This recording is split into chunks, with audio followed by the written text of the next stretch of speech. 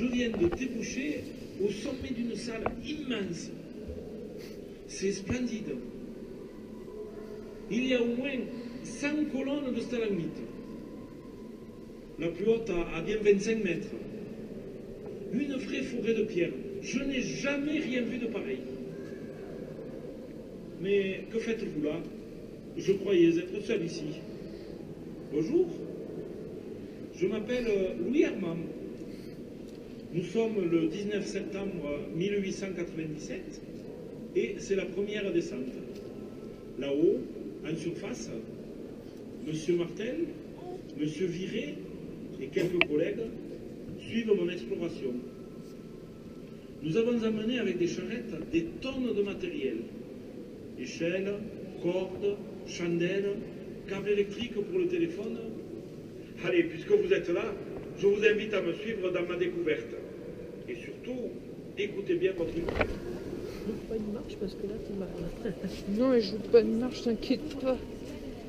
Wow, t'as vu ça un peu? C'est magnifique. Hein. Voilà, Les changements de couleurs. C'est du beau travail.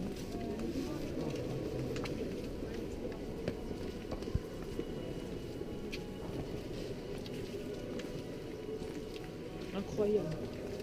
La lumière fait vraiment la différence. Ouais, voilà, c'est la lumière qui accompagne le spectacle. Ils disent qu'à la lueur d'une bougie, il n'y avait pas grand chose quand même. Ça devait faire pas du tout pareil. T'imagines déjà à Dargilon, s'il y avait de la lumière comme ça? Voilà, c'est beaucoup plus volumineux. Je sais pas, t'as une salle énorme. Hein, Regarde ici déjà. la salle, elle est énorme ici. C'est vraiment. Waouh, énorme. Là, il disait une forêt de stalagmites. Bah, de stalactites et tout. Au plafond, elles sont fins. Donc, devant, là, elles sont tout droits, ça fait bizarre.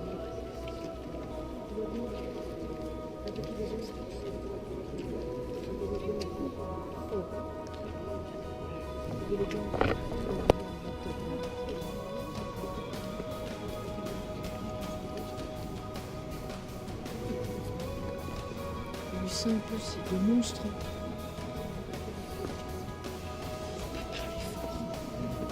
Qu'est-ce qu'il y a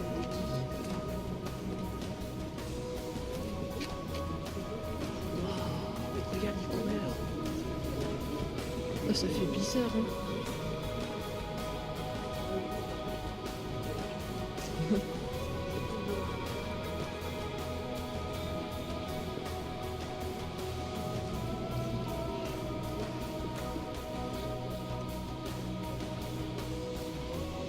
C'est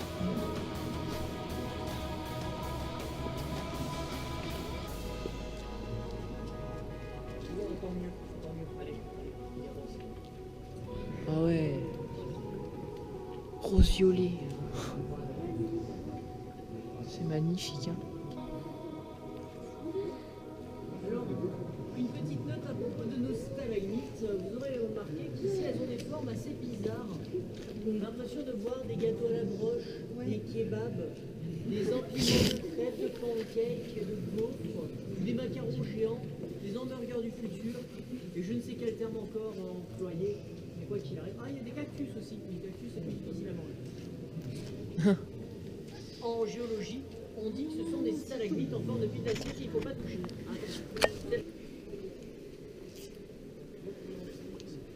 C'est incroyable. T'as vu ça? C'est monticule. Pouah, pouah, pouah, pouah.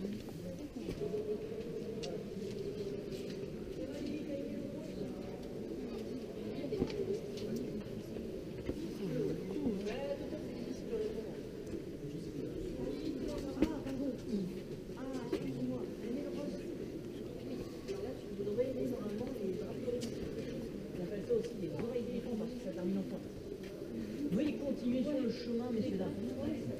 Eh bien, c'est la densité de 3 tonnes mètres cubes, c'est comme du marbre. Descendez encore les escaliers. Jusqu'en bas, jeune homme, jusqu'en bas.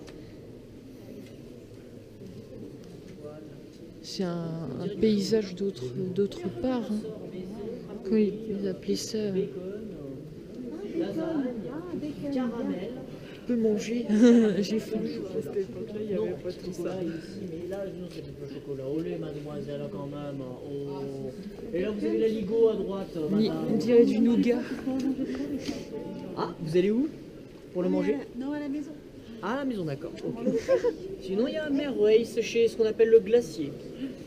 Meilleur aligot du coin. Ah ouais? Sur 50 km à la ronde. Sinon, les draperies à votre droite, c'est très beau. Le glacier. Ah, oui. Ça, c'est Le magnifique. repas de ce soir, ça ressemble à des tranches de bacon. Miam miam. Je hais le bacon, mais bon. Ouais, je suis en train de filmer, t'inquiète pas. Waouh, purée la vache. C'est dur de filmer en marchant. Surtout avec des marches. Attention à ne pas rater les marches. Ah non. C'est magnifique. Oh. Il y en a de tous les côtés. Je veux regarder de ce côté-là. C'est incroyable, hein. Plus belle grotte du monde. Moi, j'ai l'impression, comme on en vient, d'être plongeant. Je trouve. Regardez ça un peu.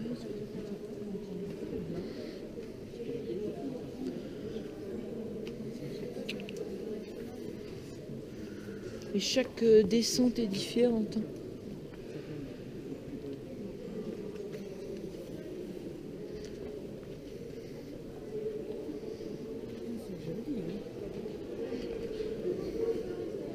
Waouh!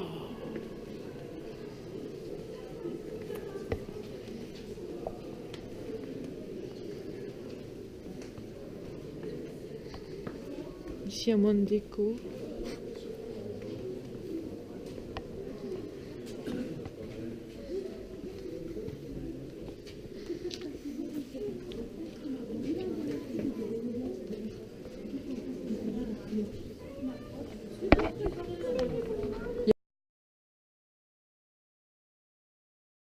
C'est de ces piles d'assiettes, de ces draperies transparentes, de ces arbres de cristal, de ces méduses de pierre. Martel, le grand spéléologue, croyait que ces formations et le creusement de la grotte étaient le résultat de cascades tumultueuses.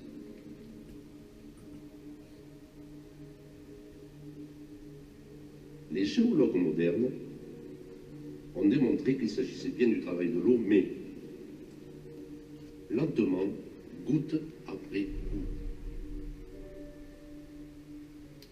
Moi, j'avais imaginé des végétaux et des êtres fantastiques.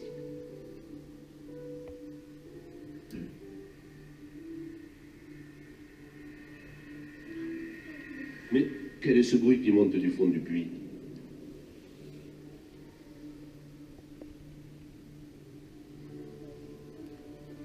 Mon imagination deviendrait-elle réalité? Incroyable.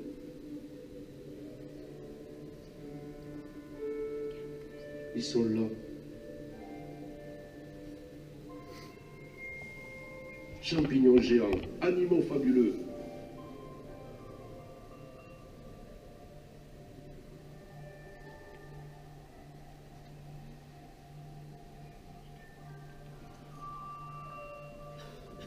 Maintenant, messieurs, dames, je vous invite à aller explorer ce que les explorateurs ont baptisé la forêt vierge.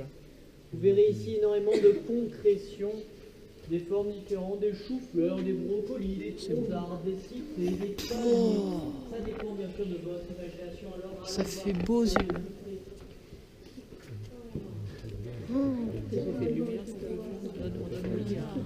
Allez, on donne vie à tout ça. Des choses inertes comme ça. Ouais. La lumière, c'est vrai.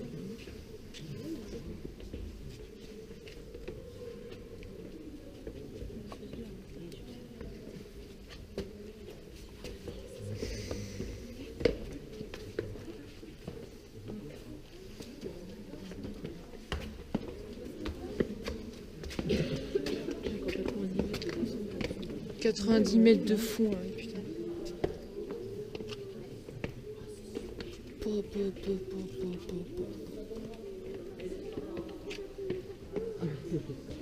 Ce sera pas dans une main. Ça donne froid aux yeux.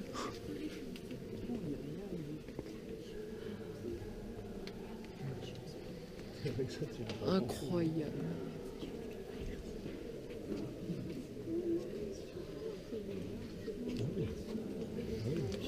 Oh, regarde ici.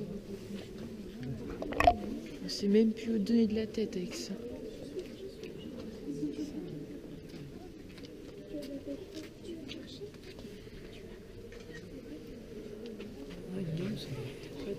Si je joue avec la GoPro, c'est parfait.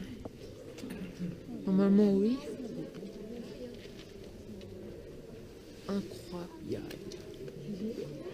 Les couleurs changeantes, C'est ce qui est bien, c'est que ça donne vie et couleur.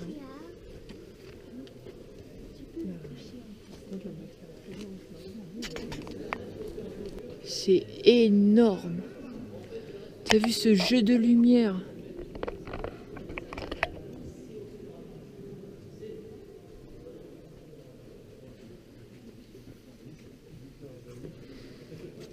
Putain, derrière nous. c'est vraiment une forêt.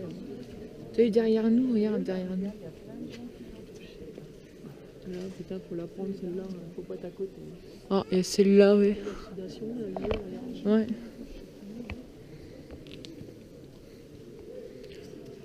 Ça donne un relief dans l'eau, c'est incroyable.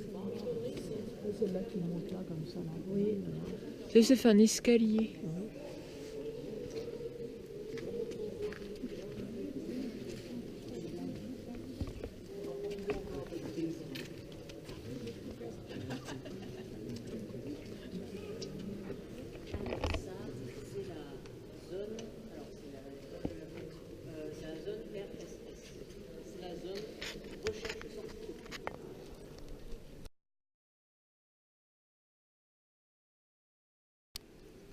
Écoutez.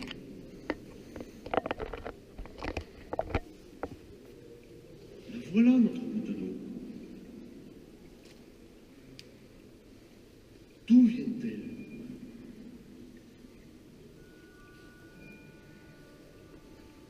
De la surface, bien sûr. Eau de pluie il y a quelques millions d'années, elle a traversé la roche calcaire.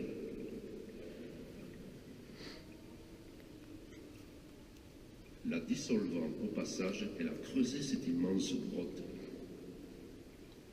Puis, elle s'est faite bâtisseur, déposant atome après atome sa charge minérale, arrachée à la roche. Goutte après goutte, elle a construit et construit toujours ce décor fantastique. Un décor bien réel pour le monde que j'avais inventé.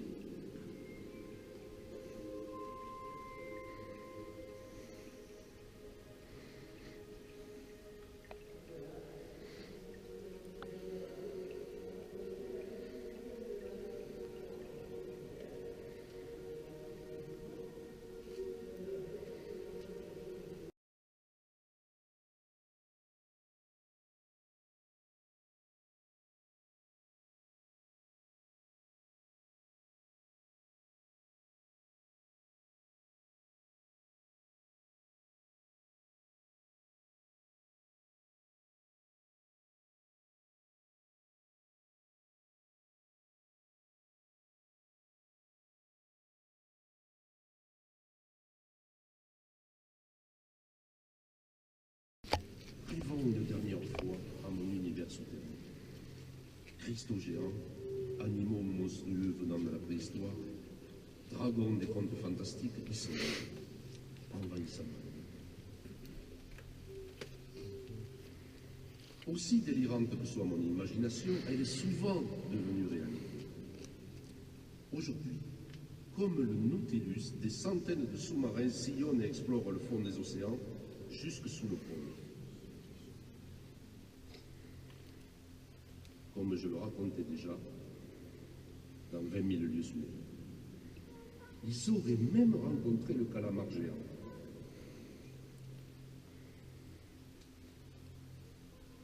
Neil Armstrong a fait en 1969 le premier pas sur l'astre de la nuit, comme je l'avais décrit dans De la Terre à la Lune. Mes galeries étaient remplies de cristaux géants. Ils sont bien là à Naïka, au Mexique, et dépassent 12 mètres de haut.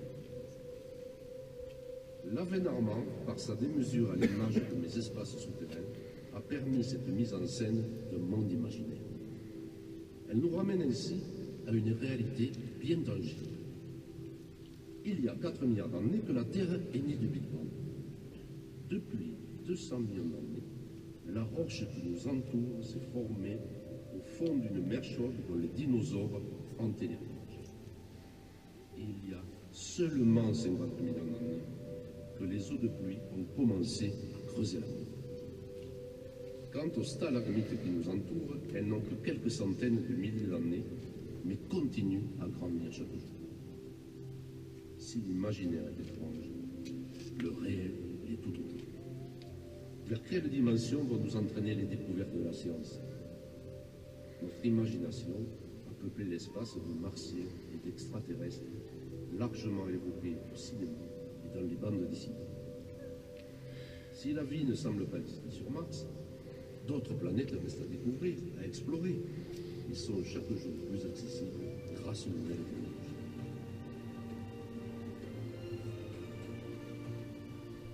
Que nous réservent les voyages dans le cosmos, cet univers dont les dimensions augmentent à chaque saut. En attendant, admirons cette merveille de la nature bien réelle, l'Aven-Armand.